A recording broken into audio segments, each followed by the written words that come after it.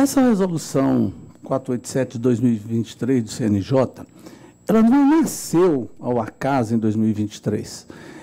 Ela veio a ser apresentada pelo CNJ em 15 de fevereiro de 2023, mas ela ficou sendo trabalhada por 2 anos, desde quem era o presidente, não era na época, era outro presidente do CNJ, e esse grupo de trabalho, é interessante que ele não tinha nenhum médico.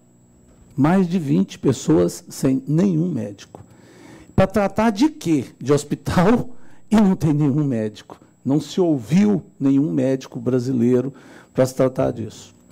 Eu estive com a ministra, presidente do Supremo e do CNJ à época, a ministra Rosa Weber, e disse, o que estava lá, o assessor me disse à época, é que tinham ouvido consultores da OPAS, pessoas que não sabem nada do Brasil e não sabem nada do nosso sistema de saúde, nem tampouco dos nossos HCTPs, e resolve fechar serviços, inclusive, premiados de qualidade. O de São Paulo, o de Belo Horizonte foi premiado pela qualidade de serviço. Belo Horizonte não, de Minas Gerais, que tem um só. E tive a honra de visitar 2 de São Paulo, vou visitar o 3º ainda, com o juiz Paulo Sossi, e são hospitais que possuem no seu quadro pessoas excepcionais trabalhando e medicamentos que nós não temos no SUS, que eles têm a possibilidade de tratar essas pessoas com a qualidade que não conseguirão serem tratados quando saírem desses hospitais de custódia, de tão bons que esses HCTPs são. Eu estive pessoalmente, visitei todos os locais de internação, do par de homem, de mulher, e não tinha nenhum defeito. Melhor do que muito hospital por aí. Então, não teria nenhuma justificativa para falar que precisaria fechar os serviços. Bom, essa resolução ela é muito interessante porque ela liga nada a coisa alguma. Os considerandos da resolução, quando elas começam a fala da Lei 10.216, cita a Lei 10.216 para dizer que, por causa dela, iria fechar esses HCTPs. Mas eles são hospitais bons. Eles não têm características asilares. Em um deles, o juiz Sossi tinha 17 pessoas de alta e que o sistema externo não consegue abarcar. Não tinha como receber. Já estavam de alta. E não tem como receber, pasmem. Absurdo. Então, não tem sentido algum ser citada a Lei 10.216. Eu participei da construção dessa lei com o Emanuel Fortes, que está aqui conosco, via remota, e o Salomão Rodrigues Filho, outro conselheiro do Conselho Federal de Medicina, e o Gilberti Antônio, que é conselheiro do CRM de Mato Grosso do Sul. Nós participamos lá na formulação da lei, ajudamos. Na noite anterior, era madrugada, quando nós estávamos ainda fazendo pequenas alterações para a votação da lei. A lei são diretrizes. O erro dessa lei é que ela não tem nenhuma punição pelo não cumprimento da mesma. Mas a lei é muito boa.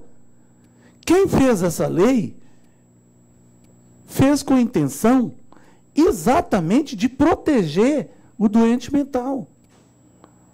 Enquanto que o PL que foi rejeitado, do Paulo Delgado, por 24 votos a 3 na Comissão de Constituição e Justiça, na época não tinha a palavra cidadania, era só Comissão de Constituição e Justiça do Senado, depois pegaram e passaram a chamar essa lei de lei antimanicomial, de lei Paulo Delgado. Isso é um estelionato de nome de lei. Essa lei nunca teve o nome Lei Paulo Delgado. Ela sempre teve este nome, Lei 10.216. Aí vão e me cita que é por causa do caso Ximenes Lopes. Vocês têm ideia do que é o que é resolvido, por que o Brasil é punido e no que o Brasil é obrigado a cumprir, tem nada a ver com o que citam, com o que foi a nossa punição. A Convenção contra a Tortura e Tratamentos ou Penas Cruéis ou Degradantes de 1984 e o Protocolo Facultativo de 2002, por meio do quais o Estado brasileiro assumiu a obrigação de combater práticas que produzam sofrimento e violação de direitos humanos em instituições de tratamento de saúde mental. Zero nos hospitais de custódia que eu visitei. É zero que existe lá. É de uma irresponsabilidade, porque isso é como se afirmasse que os juízes que cuidam desses hospitais estivessem coniventes com qualquer tipo de tortura, o que não é verdade. A Convenção Internacional dos Direitos de Pessoa com Deficiência, internalizada pelo decreto número 69/49/2009, que assegura o exercício pleno e equitativo de todos os direitos humanos e liberdades fundamentais por todas as pessoas com deficiência, a defesa, quando essas pessoas cometem crime, é manter um hospital e ter acesso a tratamento. Quando você tira de lá e volta para a sociedade, muitos desses serão mortos. Não tem nem condição de voltar para conviver na sociedade da qual elas saíram. E sabe por que elas entraram dentro desses hospitais de custódia e tratamento psiquiátrico? Sabe por quê?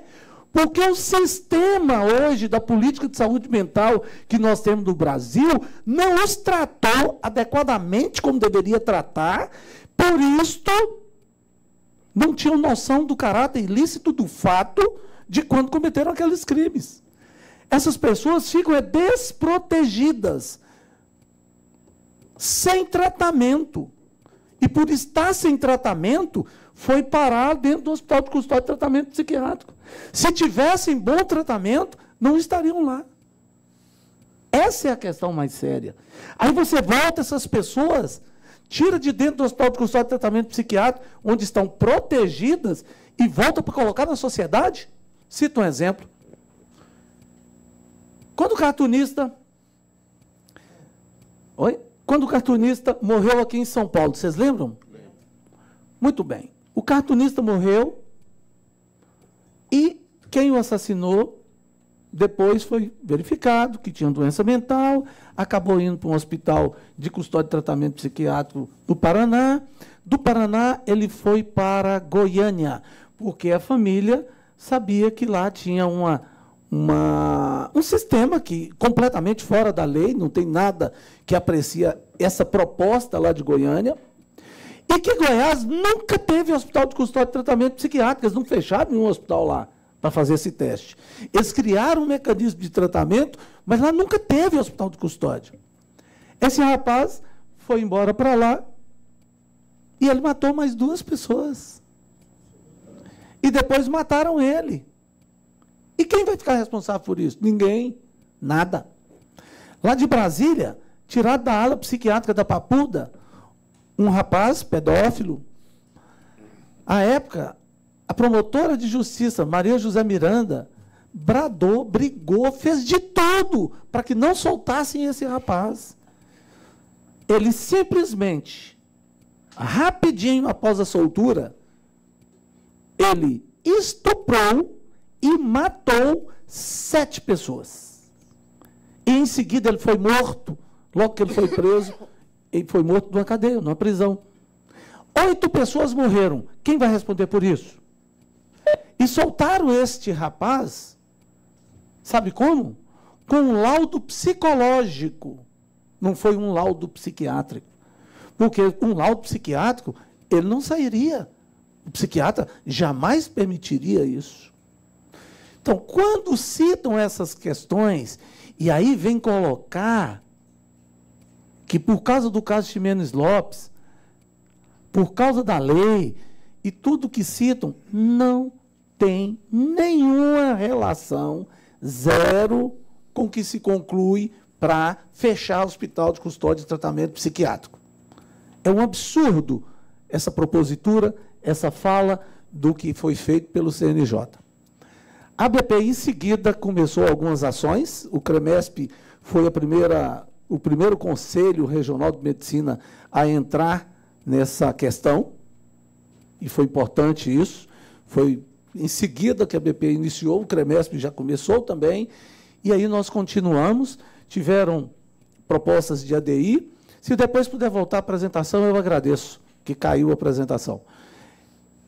Nós entramos, tiveram algumas ADIs, nos chamaram, inclusive, para participar na ADIs, e para poder ser amicus curiae nessas ADIs. A BP não quis entrar. Não quis entrar por quê? Porque tinha envolvimento político e tinha uma questão política, que se a BP entrasse, iriam dizer que era por questões políticas, que era lado da política, e nós não queríamos isso. Apesar de sabermos que, teoricamente, nós não teríamos o direito de entrar com a ADI, eu mostrei, e o jurídico acatou, e nós corremos atrás, fizemos nossa própria ADI, sem nenhum vício, e com a nossa própria ADI, justificamos que não tinha ninguém com mais direito no Brasil de entrar do que a Associação Brasileira de Psiquiatria. Estavam fechando serviços psiquiátricos, que seria apenas um passo numa questão muito maior, que é fechar todo e qualquer serviço psiquiátrico depois. É essa a intenção que tem por trás. É uma única intenção. E a nossa ADI foi aceita. E sabe qual foi o nosso primeiro amicus curiae? A DPU. A DPU, o primeiro a entrar como amicus curiae. Depois quero agradecer aqui de novo o CREMESP, que pediu também para entrar como amicus curiae. Tivemos já aceito o Sindicato dos Médicos do Ceará, os outros estão todos na espera para serem aceitos. Depois nós tivemos o CREMERGE, nós tivemos CREMESP, CREMERGE, hoje, Conselho Regional de Medicina do Espírito Santo, se não me engano, e vários sindicatos, uma associação de saúde mental, a Abrasme, que é uma associação, inclusive, mais voltada para essa questão da chamada LAMA, luta antimanicomial, e entraram como amicus curiae. Por quê? Porque sabe que isso é um tiro no pé, é expor a sociedade a uma situação perigosíssima. E o que orienta os psiquiatras que estão nos assistindo? Quando perguntarem para vocês, siga o que a psiquiatria tem a dizer. São pessoas que não têm condições de viver em sociedade e que deveriam ficar em alas psiquiátricas ou hospital de custódia e tratamento psiquiátrico. Por quê? Porque precisam serem tratadas para a proteção deles e proteção da sociedade. Nós temos um caso aqui em São Paulo, que um rapaz que tinha um pedófilo, ele tinha já, eu não lembro o nome dele, mas eram 20 e tantas pessoas que ele já tinha sido acusado de pedofilia e tudo mais.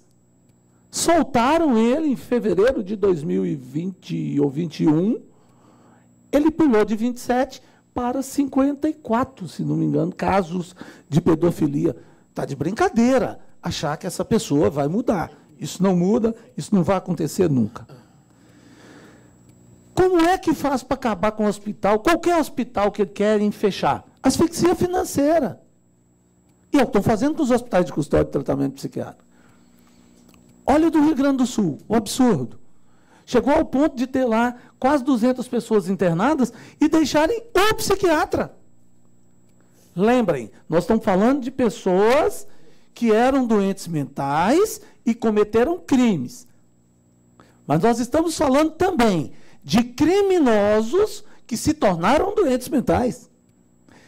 Lá no Rio Grande do Sul, por exemplo, eram os que estavam internados e todo o sistema carcerário que eles tinham que pegar pessoas que adoeciam mentalmente. E como que você faz? Asfixia. Não renova o RH. O que vai acontecer? Não pode ficar bom.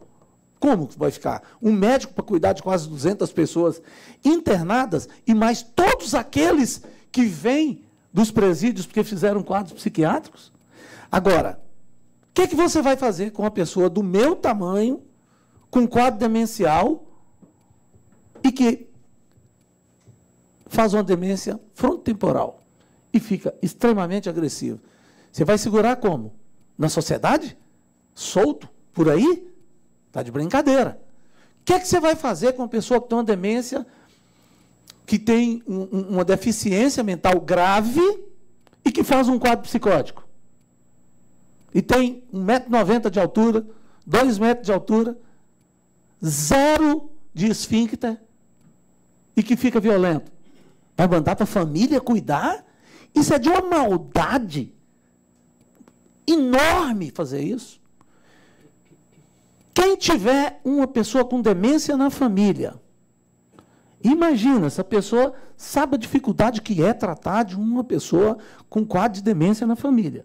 Aí você vai e essa pessoa começa a ficar agressivo, violento. Vai colocar onde?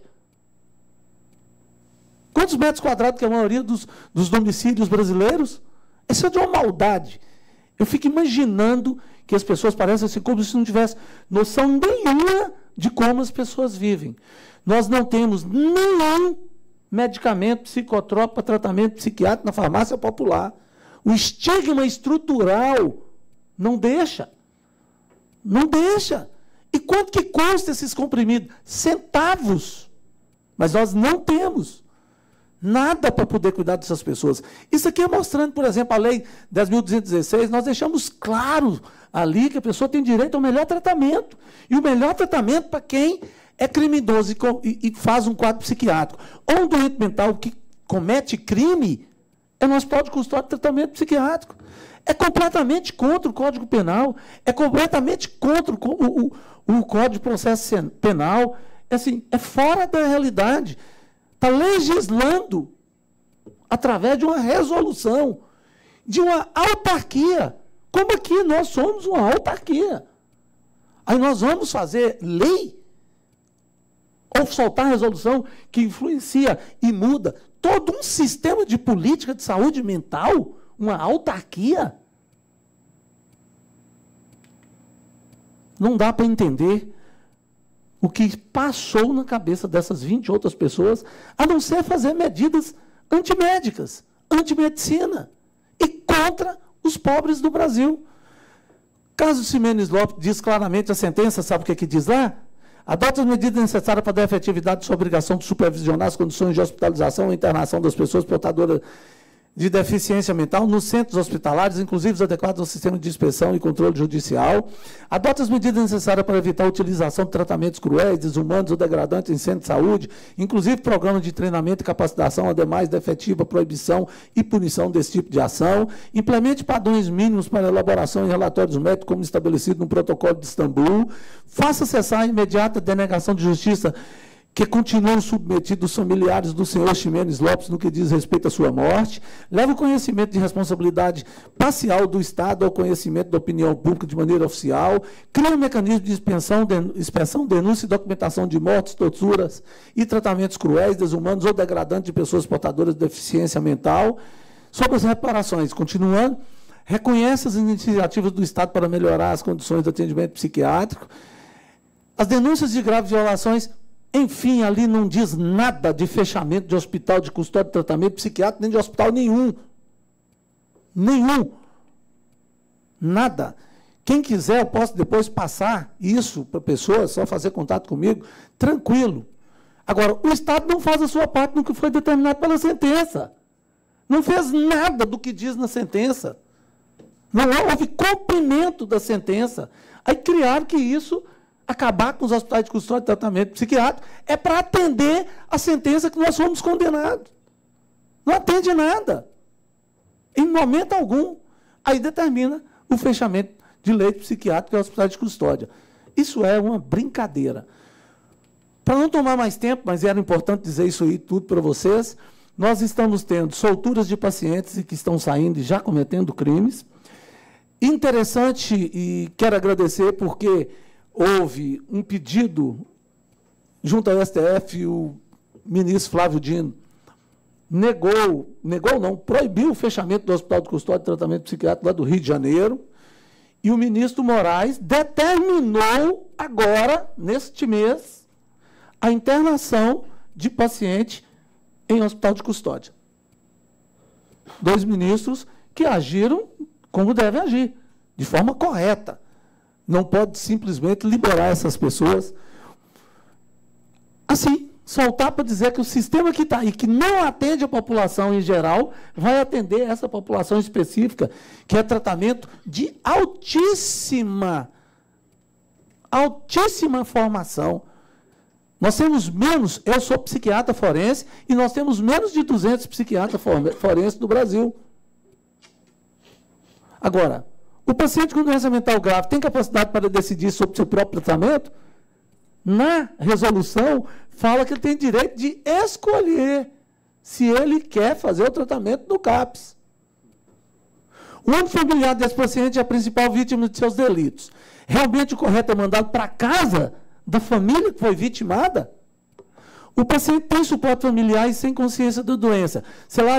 Será jogado à própria sorte? Como os 17 do HCTP estão lá, o juiz Paulo Sós quer liberar, eles não têm para onde ir. Isso não foi a Lei 10.216 de 2001? Está tirando o acesso das pessoas? O que fazer?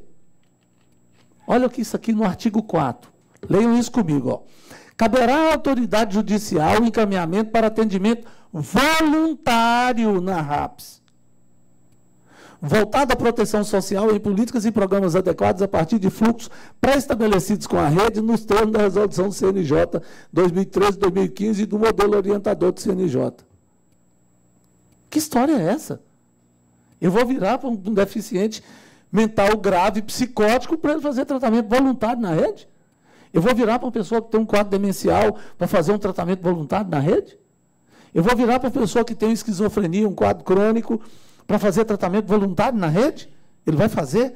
Veja bem que são pessoas que construíram a resolução, mas não sabem o que é a vida, né, de um doente mental. Apenas para lembrar, 44% dos municípios brasileiros são cobertos pela CAP, com esse sistema capcêntrico.